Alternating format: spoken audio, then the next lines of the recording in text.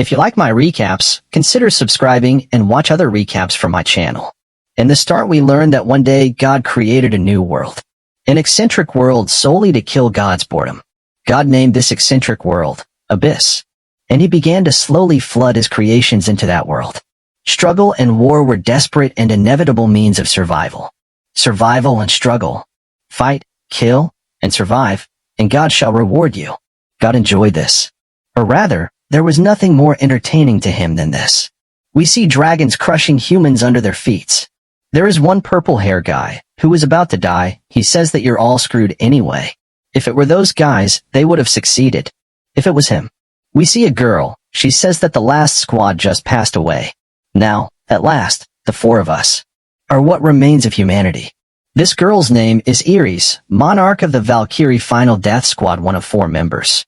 Keldian, Final Death Squad, one of 4 members. Tae, Final Death Squad, one of 4 members. Hasu, Final Death Squad, one of 4 members. We see Erkeniel's time-space crystal. The great orb known to possess the mysterious power to return to the past. The last hope of humanity, which ended up getting annihilated 50 years after entering the abyss. Tae says that only one person can return to the past. What's there to think about? Isn't it already clear who's going? The strongest among us. For example, me. Keldian says, I thought you're finally going to say something reasonable for once. I regret having expected something from you for even a second. Iris says to them, keep things in moderation. Since most of the Valkyries sent to battle the Golden Dragon are down, it's only a matter of time before it gets here. As unfair as it may seem, we don't have a way out now. The only one who can return to the past is you, Hasu. Hansa thinks, I fought for way too long. Every day, for those long years, I fought over and over again. Isn't dying this way kind of fine too? Iris says to him, don't sound so weak. The hope of humanity is now in your hands, Hasu. Don't give up on hope.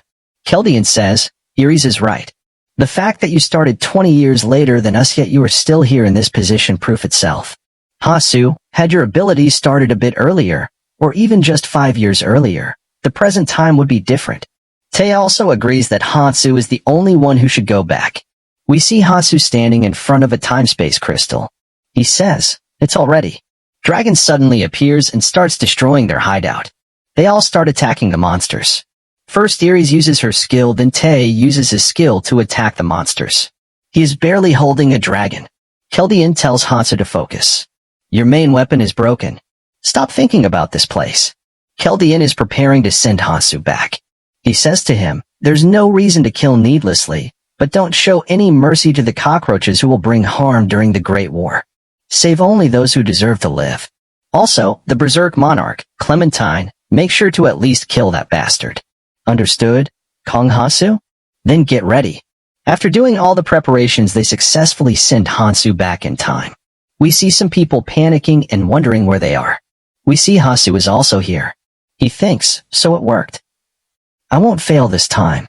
Hasu seeing everyone panicking, he thinks, of course they're flustered, they have just appeared in another world. The year I was born was very special.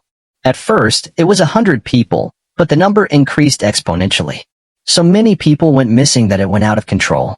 In the year I turned 20, I went missing due to an unknown power. The other world, it devours other dimensions, and is the midpoint of the abyss's impact. Those who arrived first learned skills first, and were overly active. But the strange-looking monsters made it a horrific palace. It was a world of violence and lawless. Those who were devoured by the abyss were transported to the other world. And when everyone from this world arrives here, the door of the abyss will open, and the Great War will start. I have about 5 years to become strong. So the skills I learned and my strength are all gone. Anyway, right now, it's about time it appeared. We see the sky start breaking and something coming out from it. That is a little monster. He says hello to everyone and tells them that he is an assistant fairy, who's here to help with the quick proceedings. Can you all please listen to what I'm about to say? Hansu thinks, those fake bastards. The quick proceedings you speak of involve telling everyone to fight and beat each other up.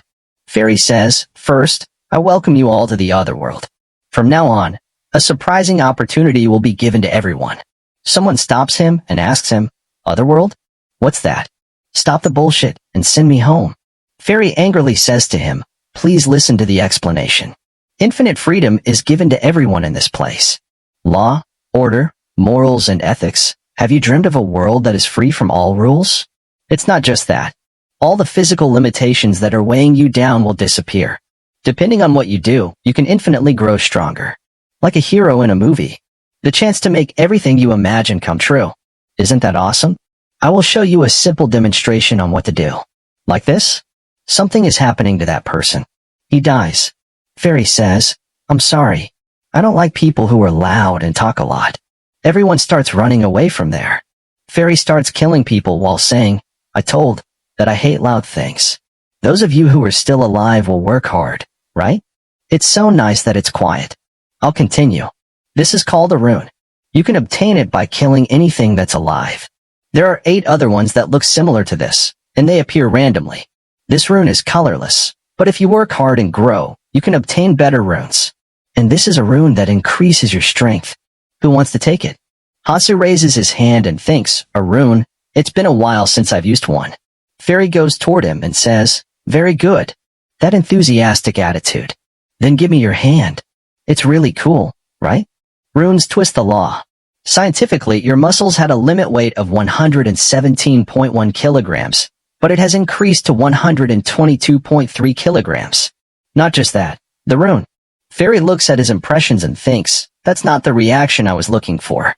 Hatsu thinks, "It's boring hearing the same thing again when I already know it."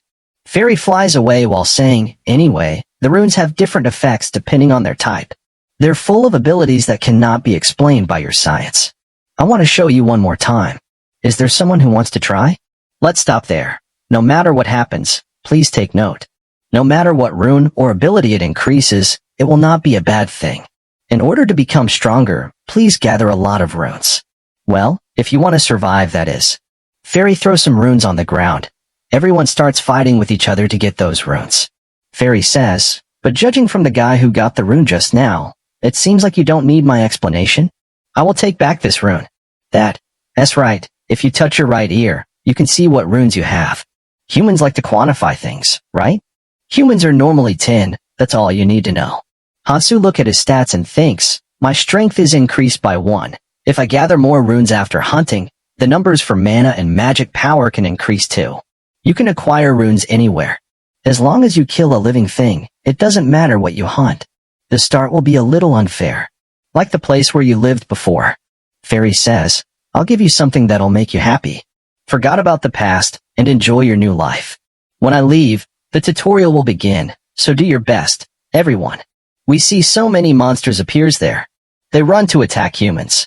This is the end of the video. Subscribe for the next part.